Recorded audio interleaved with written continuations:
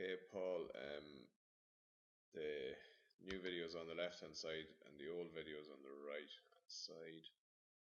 Um, Not really much change from the upper angle. I had a quick look at it before we started. Um, that thoracic mobility I was talking to you about the last day, you're going to have to do loads of foam rolling and stretching of the upper back area and the corrective exercises to try and loosen out that back area, because that's going to continuously limit the way your arms can enter the water. Again, you're overturning, and I'm just going to let this roll a little bit and see what it's like. But I haven't seen really much change. Again, there's that little bit of a splaying leg kick, um, and I think an awful lot of this is to do with the fact that you have to twist um, to try and get it. Now, maybe not as severe as what it was the last time, but there is still that slight little crossover that's coming in front of the stroke, as you can see, but it's maybe not as extreme. It was definitely clear in your head the last day, or going across the center line of your body. At the moment, it's not going across the center line of your body, so that's a little bit of an improvement. And that effectively should slow down that splaying leg kick at the back, but it probably won't eliminate it. So again, if we just let it, yeah, it's again potentially turn the head a little bit too far. Again, that's just stuff you're going to have to work on constantly over the next few months, is the thoracic mobility and reducing that head position. It's still turning a little bit too far, so we're just going to move it on to the next angle, which is from the side, and I'm just going to have a look when you're breathing. Okay, so you've got your two eyes are completely out of the water. That's the old position, and when we move this one on, let's see what it's like. It's just again an overturn of the head position, and I think I have an idea what is causing this overturn of the head position. It's all to do with the fact that your legs are sinking at the back, and what I'm going to do is try and solve those legs sinking at the back, and I have a few suggestions to make, but we'll see what it's like. Again, it, it's very slight, Paul, but it's a slight movement when you have that lack of mobility that's causing these problems. So what I'm going to suggest to you, again, you can see that turn and kind of a lift, so it's identical. So you haven't really changed that head position between the first and the second one. The next angle I'm going to have a look at, and again, here it is. This is the right hand side again, is the old version. Um,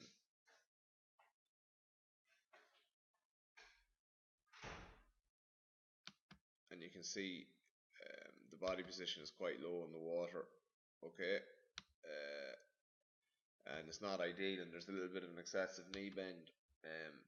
So what we need to try and do is figure out why is this leg position. I think because your legs are going to be so low in the water, that's going to affect this catch and pull through at the front, but it's also affecting the way your head is turning to breathe, because you're effectively having to turn a little bit much. So I was watching this the last day, and I kept watching it very clearly, and I'm just going to really slow it down now for you, and I'm going to show you what I want you to work on over the next few weeks. You can see the way you're breathing there, Paul, or what I would suggest is your lack of breathing. There's very little exhalation. I'm not really seeing any bubbles, only very close towards the end of the cycle you're actually breathing out.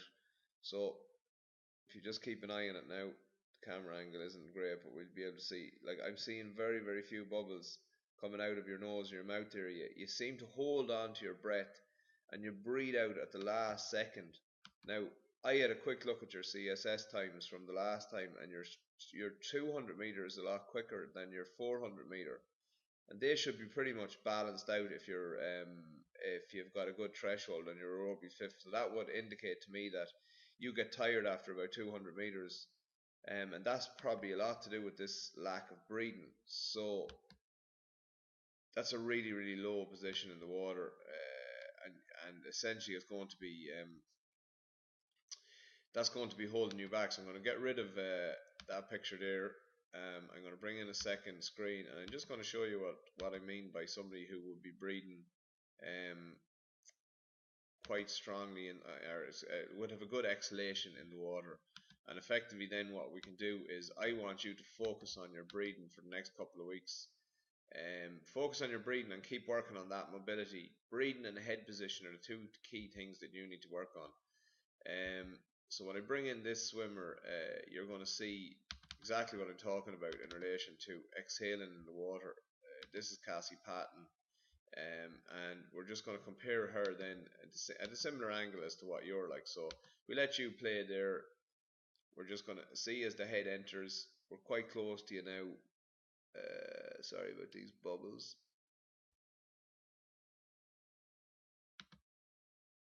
Okay, so as we let it play, the hand enters.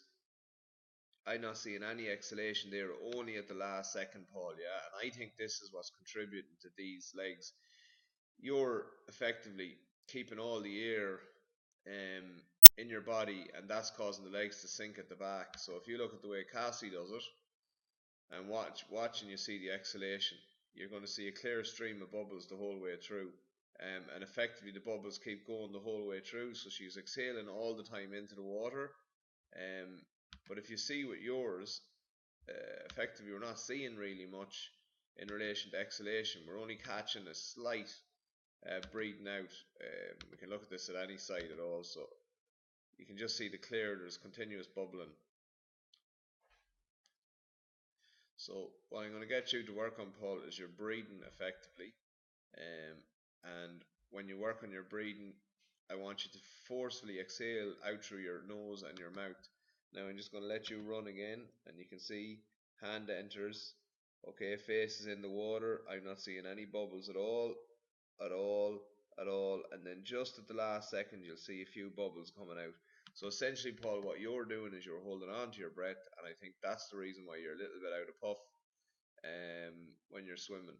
Okay, so we need to try and work on that head position, reducing it like the last time. One goggle in the water, one goggle out of the water, and also focusing on the bilateral breathing, which you're doing, but exhalation. So it's bubble, bubble, breathe. So it's a constant flow of bubbles.